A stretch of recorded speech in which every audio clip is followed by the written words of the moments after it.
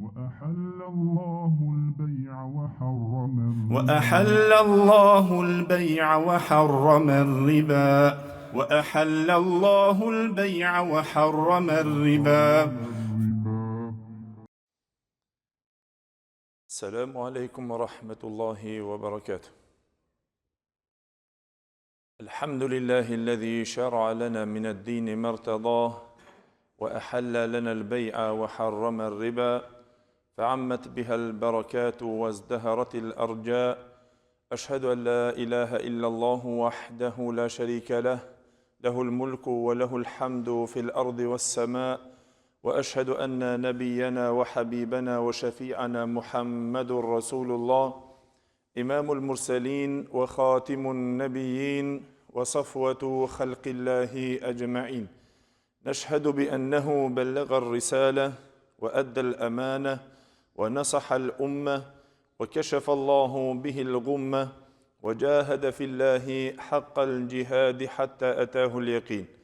فصلوات الله وسلامه عليه وعلى آله وصحابته والداعين بدعوته والعاملين بسنته بإحسان إلى يوم الدين وبعد. Gjithë falënderimet dhe lavdrimet I takojnë Allahut Gjelle Gjelaluhu, salavat dhe selamet I adërgojmë të dashmurit ton Muhammedit sallallahu aleyhi wasallam, familjes së tij, shokëve të tij dhe gjithë ata të cilët pasojnë rrugën e tyre me të mirë deri në ditën e gjykimit.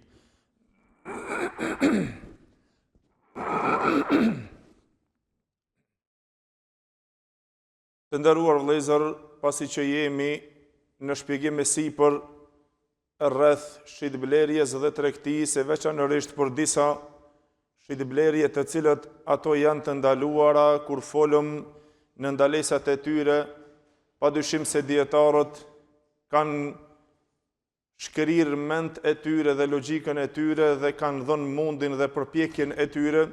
që ata të na I tubojnë argumentet e Kur'anit dhe të sunnetit të Muhammedit sallallahu alaihi wasallam,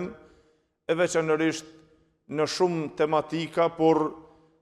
kjo tema me të cilën jemi duke folur, që na vetëm treguam në dersin e kaluar, për një tematikë e cila është shumë e rëndësishme që neve si musliman na intereson që na të dimë, e ato janë disa prej llojeve të shitjeve apo të blerjeve të tyre. Në to ka disa dispozita fetare të cilët ndalojnë, pengojnë apo e kanë bërë haram konsumimin e tyre dhe shitblerjet e tyre. Na jemi në shpjegimin e një termi I cili ka të bëje me një lloj të një shitblerjes që bjen pra në atë të ndaluarën që tham el muharram li dhatihi, e ndaluara në vetvete prej tyre të cilët në to argumentet janë shumë kyçe, për shkak se Allahu Gjelle Gjelaluhu ka sjellur argument në Kur'an në fjalët e tij qartë duke ndaluar atë lloj shitblerjeje dhe konsumimin e saj, si dhe çmimin e saj,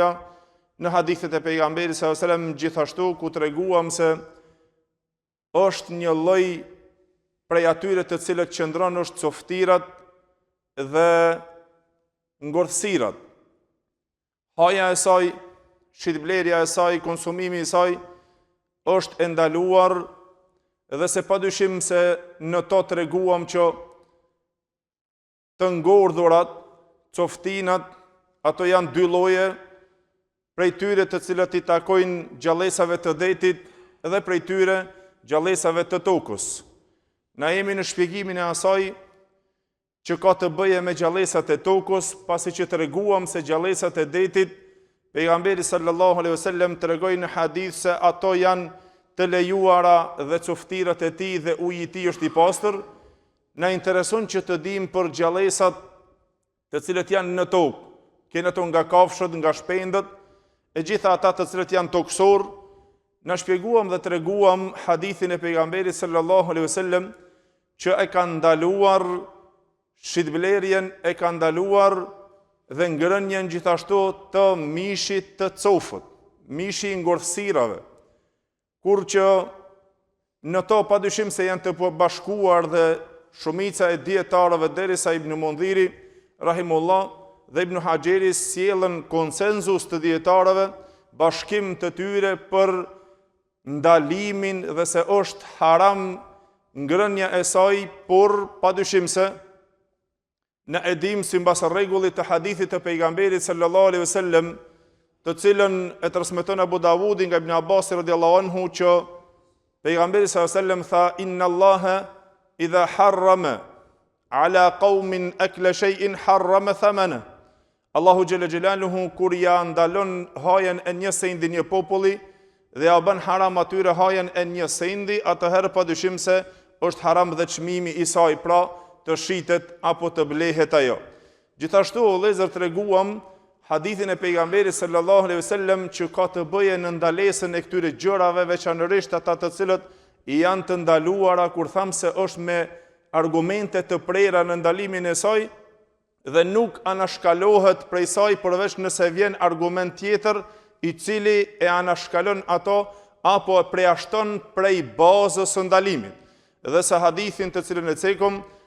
hadithin që e transmeton Buhariu dhe Muslimi nga Jabir ibn Abdullah radhiyallahu anhu, i cili na tregoi se në vitin e çlirimit të Mekës, tha pejgamberi sallallahu alaihi wasallam: "Inna Allaha wa rasulahu harrama bay' al-khamri wal maytati wa lahm al-khinziri wal asnam." Allahu xhalla xhelaluhu dhe i dërguari i tij e kanë ndaluar shitjen e alkoolit, mishit të cofut, pra coftinës ngordhësirave, dhe mishit të derrit dhe idhujt, këta të shiten. Atëherë sahabët, o vëllezër, dashtën që ta bëjnë një preashtim nga këto shitbleri dhe thanë: "O i dërguari i Allahut, e çka mendon për dhjamin e tyre, që na i lyejm anijet dhe i lyejm lëkurat dhe i përdorim për ndriçim për llampat?" Pejgamberi sallallahu alajhi wasallam u përgjigj duke thonë: "La huwa haram." Jo, ajo është haram. E në këtë pikë dietarët ndryshuan mendimet e tyre në dy mendime, duke u bazuar te kjo fjala, e cila është pra kjo lidhëza e vetës, e cila është huwa, ku kthehet kjo? Jo, ajo është haram, a kthehet te shitblerja apo kthehet te përfitimi i saj? Dietarët u ndonë në dy mendime, për arsye se pejgamberi Allahut këtu përgjigj dhe tha, pasi që tha se jo, ajo është haram, e pastaj tha pejgamberi sallallahu alajhi wasallam: "Qatala Allahu al-yahud." Allahu i vraft dhe i mallkoft jehudët, që i futët ata të cilët kur Allahu xhalla xhelaluhu ja u bëri atyre haram dhjamin, ato e morën, e shkrin ato edhe e shitën edhe e ngrën çmimin e saj. E dietarët u ndonë në dy mendime se cila është shkaku dhe çështja, o vëllezër, e kësaj ndalese, dhe mu për ato të cilët shkuan në ato se kjo lidhësa e cila është huë, ku kthehet, thanë kthehet te shitja.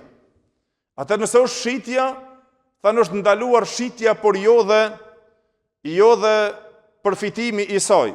E prej dietarëve të cilët shkuan dhe përfitimi i saj për shkak pa pastërtisë e kështu me radhë, atëherë shkuan te përfitimit e saj gjithashtu dhe të ndaluara, padyshim se disa sende të cilët janë dobia e tyre është, domethënë, e lejuar përfitimi i saj në atë më të saktën e mendimeve të dietarëve, sikur që u cek pra në këtë pikë, e cila është dhjami i kafshëve, pra ndalimi i shitjes së saj,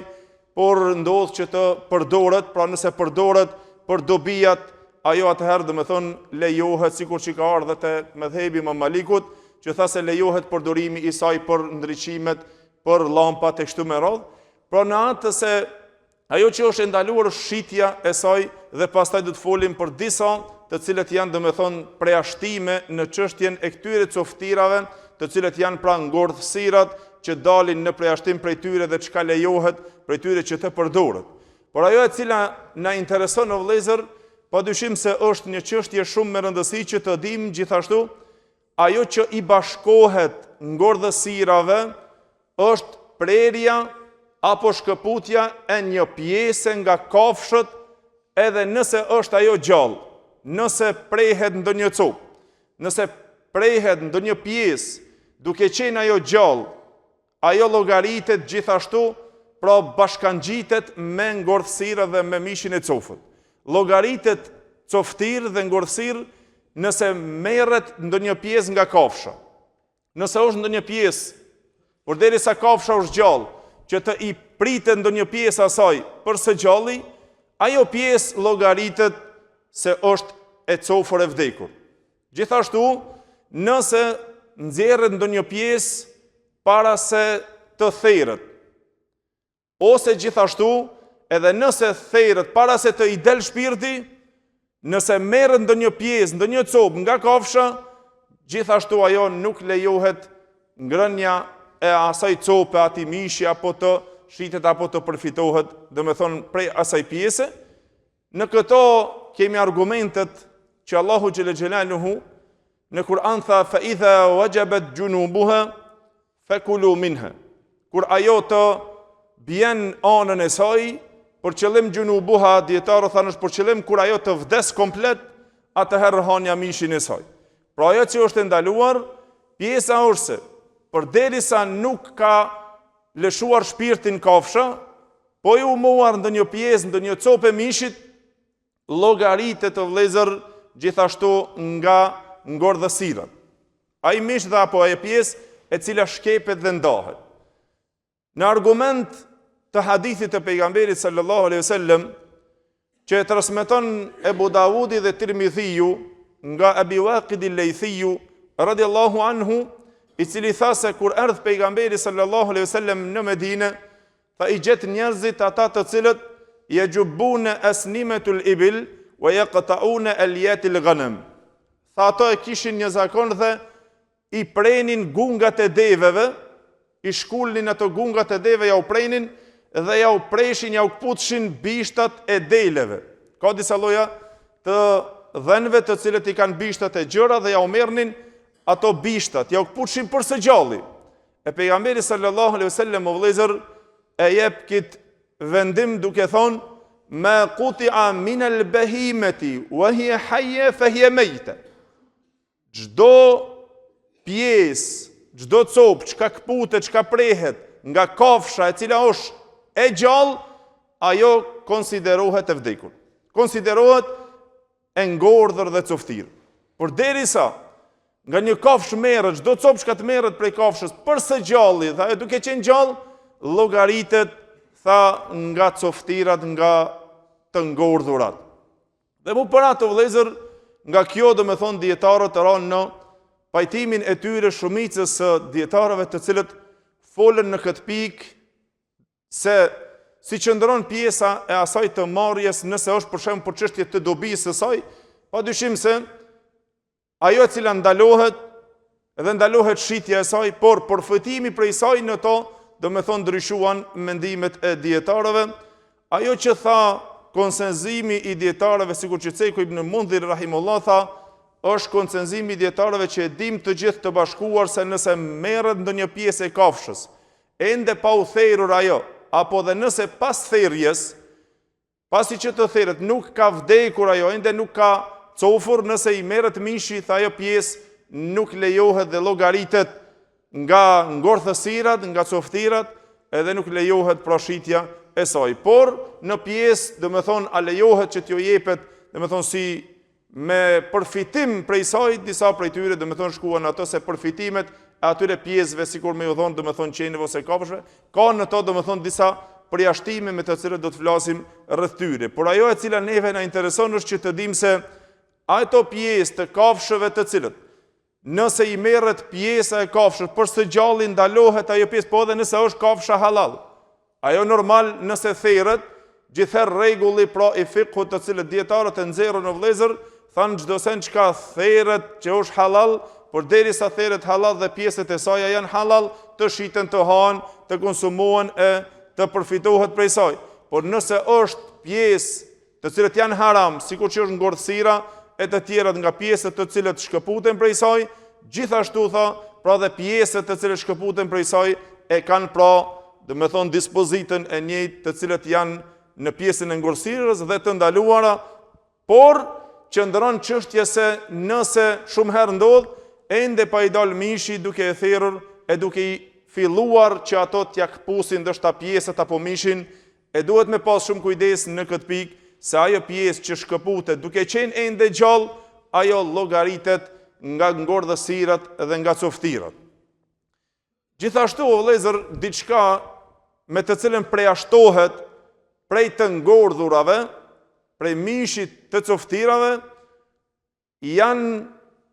prej tyre të cilët i përjashtoi pejgamberi sallallahu alajhi wasallam dy coftira për të parën që të cilën folëm, hadithin të cilën e transmeton Imam Ahmedi dhe Ibn Majah, nga Abdullah ibn Umair radhiyallahu anhu, i cili tha se pejgamberi sallallahu alajhi wasallam ka thonë: "Uhilla lakum al-maytatan wa daman." Ju është bërë juve e lejuar dy ngordhësirat, apo dy lloje të mishit të ngordhur, apo dy coftirat, të cilët janë të lejuara për të i hëngër ata, dhe dy gjakrat. Cilat janë këto dy coftirat? Tha, sa i përket dy coftirave, janë el-gjeradu wal-hud. Tha, janë karkalecat nga pjesët toksore, nga këto gjallësat të cilët janë gjallësa toksore. Dhe padyshim se karkalecat janë nga insektet toksore të cilët janë të lejuara si të gjalla dhe të cofta ato të ngordhura, lejohet haja e tyre. Përderisa dhe lejohet dëshitja e tyre edhe përfitimi i tyre. Por shkak hadithit të pejgamberit sallallahu alaihi wasallam që tha se ju është lejuar dy coftirat, cilat janë ato për të detit folëm, edhe ato janë peshku dhe të gjitha ato gjallësat e ujit të cilat janë për të lejuara, por kjo që del nga këto toksorët, pejgamberi Allahut e veçoi edhe përjashtim bëri nga ajo e cila thamë se është haram dhe ndaluar coftirat, por del një përjashtim kur vjen argumenti në to i saktshëm. Por derisa të jenë argumentet, kur të vjen argumenti prerë, atëherë padyshim se në to vjen gjykimi tjetër. Si thonë, rregulli është se coftirat janë të ndaluara, edhe se padyshim se ajo që është ndaluar dhe shitja dhe konsumimi i saj, por kur vjen përjashtimi i argumentit, atëherë do me thonë këto çështje kjo është përjashtuar me argument, por kitë ka argument, por kitë ka ardhur transmetim të cilën e ka përjashtuar, e cila është se nga dy coftirat janë të lejuara prapo, do mishit të ngordhur janë të lejuara ato të detit edhe karkalecat. Dietarët e vëllezër në çështjen e karkalecit ranë pra në diskutim se si qëndron çështja e saj, padyshim se shumica e dietarëve me mëdhëbit Hanefi, Shafi'i, Hanbali dhe disa nga mëdhëbi Maliki shkuan në atë se është e lejuar pra haja e saj e gjallë dhe e cofur, gjithashtu edhe konsumimi i saj pra shitblerja e saj dhe përfitimi i saj. Por u veçuan pra disa nga mëdhëbi Maliki, të cilët shkuan në një dallim të shkurtë të saj, ku qëndron dallimi, thanë nëse ajo është e cofur, nëse ka vdekur prej diçkajës që e ka kap, me radhë ose nëse është e cofur, ajo nga vetvetiu, kanë ndryshuar, dhe me thonë mendimi i këtyre, sikur Abu Lejthit e kështu me radhë, të cilët shkuan në mendim se nuk e lejuan, por shkak nëse është, dhe me thonë, coftir shtu në veti. Por shumica dhe argumenti që qëndron është se pejgamberi Allahut tha është e lejuar dy ngordhësirat, të cilët janë karkalecat, të na karkalecave, më herët ju kemi thonë si skaçekët, apo do çka kcejnë. Karkalecat, pra janë me lloje të tyre, por padyshim se ato, edhe pse janë të tokës, toksor, ato janë të lejuara, si dhe ato ngordhësirat e detit janë të lejuara. Gjithashtu, vëllezër, pastaj janë disa përjashtime me të cilët duhet që na të interesohemi, inshallah me lejen Allahu xhel xelaluhu në dersin e ardhshëm, do të flasim për disa përjashtime të cilët kanë të bëjnë pra nga këto të ngordhurat. Çka përjashtohet nga të ngordhurat? Nga të ngordhurat, padyshim se përjashtohet prej tyre, do me thonë, çështjet të cilët me to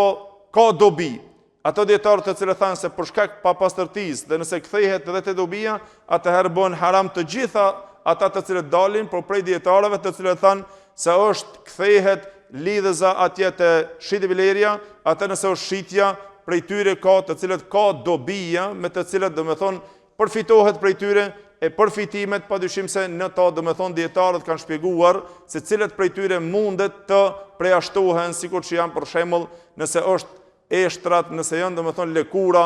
nëse janë